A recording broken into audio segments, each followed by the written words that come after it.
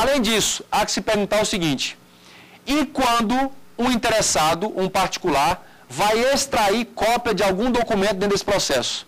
Quem é que tem a competência e os poderes para autenticar esse documento? Então, eu sou interessado num processo, quero neste processo extrair uma cópia, que é direito, garantido lá nós vimos na aula anterior.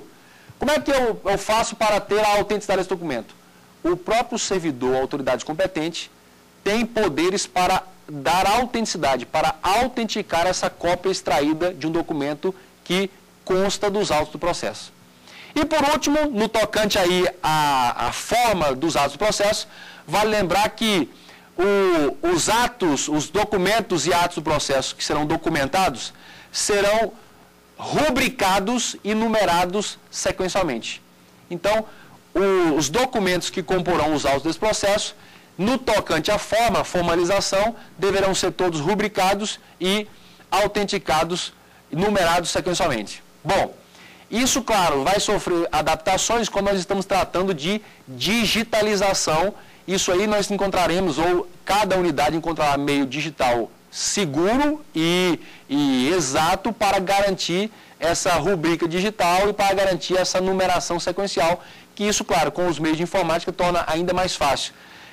Disse muito e brinca-se muito que hoje em dia os servidores já não terão, daqui para frente, cada vez menos eles trabalharão numa função de carimbão, que se fala na administração pública. Eles não terão mais essa função específica, porque tudo isso será feito por meio eletrônico e será rubricado, autenticado eletronicamente. Bom, e no tocante ao tempo dos atos do processo?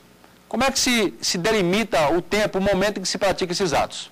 Primeiro, a lei determina que os atos devem ser praticados em dias úteis e durante o horário do expediente. Então, a regra no tocante ao tempo dos atos. Os atos serão produzidos em dias úteis e durante o horário do expediente. Mas aí tem um detalhe. Aqueles atos que já foram iniciados, a lei autoriza a sua conclusão após o encerramento do expediente. Isso pode ser visualizado especificamente numa situação da oitiva de uma testemunha. Vai tomar lá o depoimento de uma testemunha. Suponhamos que agendou o depoimento para as 15 horas de um determinado dia útil lá no expediente. Iniciada o depoimento da testemunha, estimava-se que não tinha muito a esclarecer, coisa de uma hora e meia, estaria tudo resolvido. Mas foi um engano. Por quê? Porque quando a testemunha começou a esclarecer o fato, percebeu-se que ela tinha muito a esclarecer e muitos detalhes a serem revelados. E aí, começou 1 hora de depoimento, 2, 3, o expediente se encerrou às 18 ou 19 horas e ela não concluiu o que tinha, ou tudo o que tinha para esclarecer.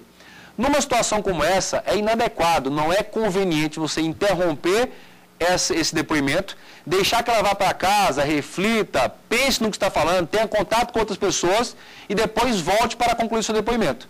Numa situação como essa, o ato, que é o depoimento da testemunha, iniciou-se durante o expediente, ele pode ser concluído após, regularmente, do jeito que está previsto em lei.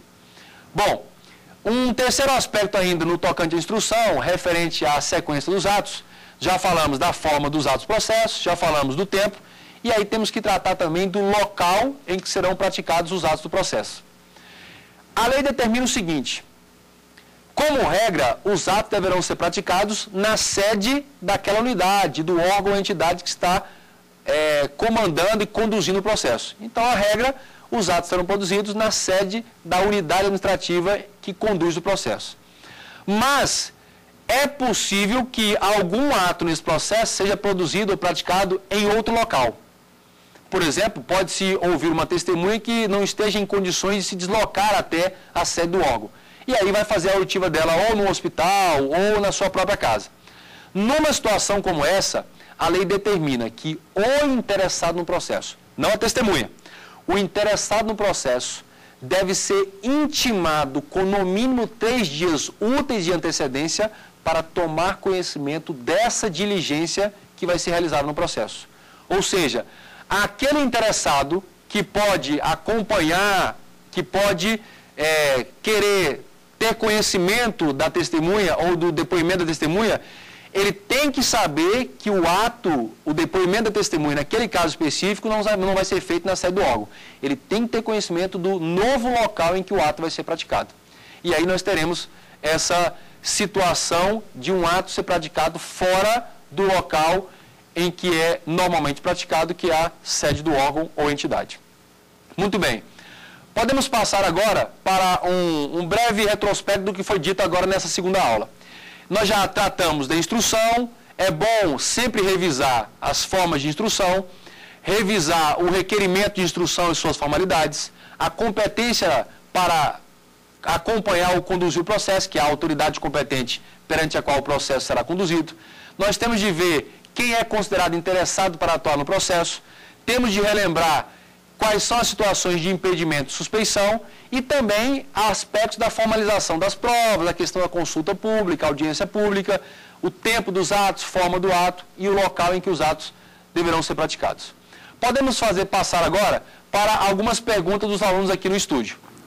Professor, as pessoas jurídicas, elas podem ser consideradas interessadas para atuar em um processo administrativo? Lisiele, é uma boa pergunta. Por quê? Porque sempre surge essa dúvida e é muito frequente também perguntar esse tema em provas de concurso. O processo administrativo é apenas para pessoas físicas, servidores, administrados pessoas físicas, ou eu posso ter também uma pessoa jurídica, uma sociedade, uma associação, uma fundação, um partido político, uma entidade religiosa, atuando num processo como titular de um direito próprio ou mesmo representando direitos coletivos e difusos. É possível a pessoa jurídica atuar no processo, tanto como titular do seu próprio direito, é o caso de uma empresa, uma pessoa jurídica empresarial normalmente, como também é possível uma pessoa jurídica como uma associação, uma organização, atuar representando interesses coletivos ou difusos, direitos e interesses coletivos ou difusos. Então, essa ideia de que somente pessoa física atuaria no processo é uma ideia equivocada. Com certeza a própria lei explicita isso e você pode incorporar. Várias pessoas jurídicas em vários momentos atuarão no processo e estarão defendendo seus próprios interesses ou, representativamente, interesses coletivos ou difusos. Vamos a uma outra pergunta. Professor, eu gostaria de perguntar se é obrigatória a participação por advogado no processo administrativo federal? Bom, aqui é importante a gente tratar esse tema, essa dúvida, que é se é obrigatória ou não a presença do advogado, a defesa técnica por advogado, no processo administrativo federal. E esse foi um tema que já gerou algumas discussões, envolvia questão da lei do Estatuto dos Advogados, a lei que regulamentava a carreira da advocacia, envolveu discussão jurisprudencial, a própria lei 8.112, agora também a lei 9784/99, que trata do processo administrativo federal. Um primeiro parâmetro, vamos pegar o seguinte, a lei expressamente diz que um dos direitos do interessado no processo é fazer-se representar facultativamente por advogado. Mas ela abre uma ressalva, salvo naqueles casos em que a legislação específica ou uma lei específica exigir a representação. Fora esses casos excepcionais, a lei expressamente diz que a representação por advogado é facultativa. Mas esse tema ainda pode ser contemporizado, correlacionado lá com o processo administrativo disciplinar da 8.112. Porque nós já tivemos discussão sobre a validade ou não de um processo administrativo disciplinar que tenha, por exemplo, demitido um servidor sem que sua defesa tenha sido feita por um advogado, por uma defesa técnica.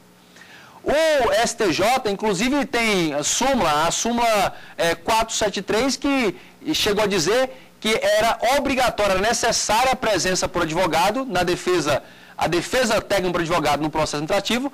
Do contrário, o processo seria nulo, inválido. Posteriormente, nós tivemos a súmula vinculante número 5 do STF, que diz que é facultativa, é dispensada a defesa técnica por advogado no processo administrativo disciplinar.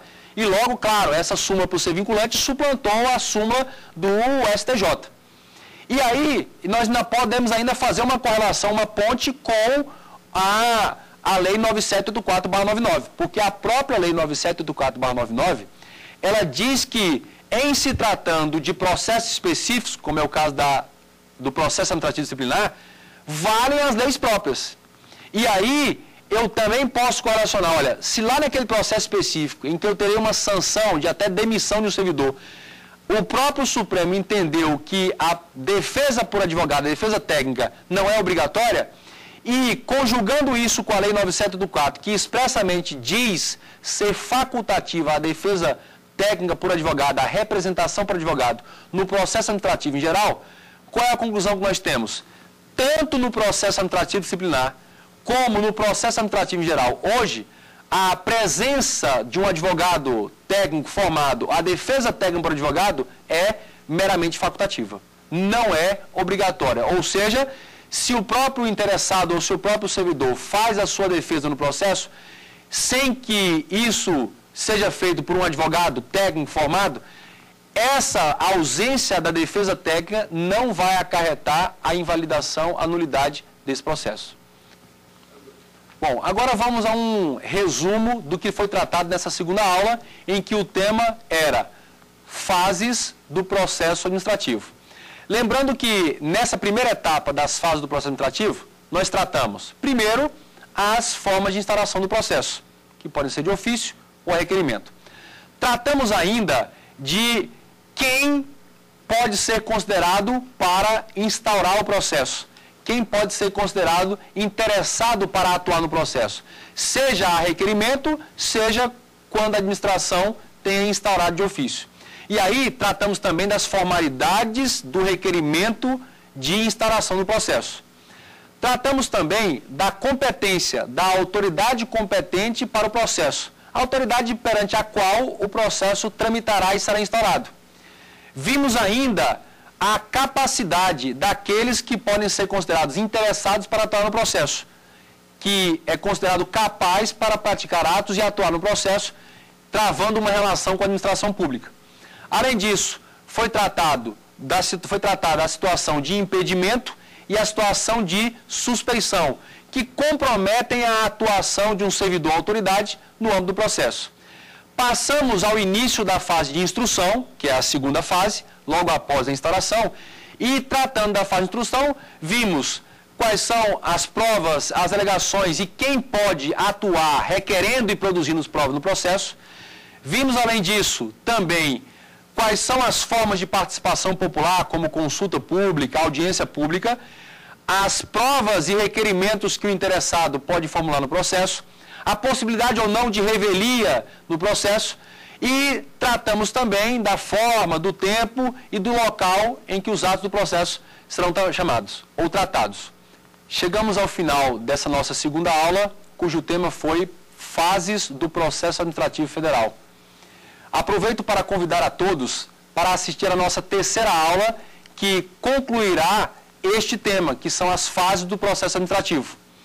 Para você que tem alguma pergunta e queira nos enviar, utilize o e-mail saberdireito@stf.jus.br.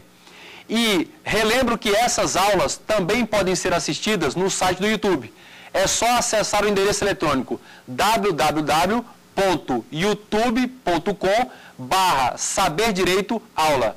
Nos vemos na terceira aula e aguardo todos para concluirmos as fases do processo administrativo.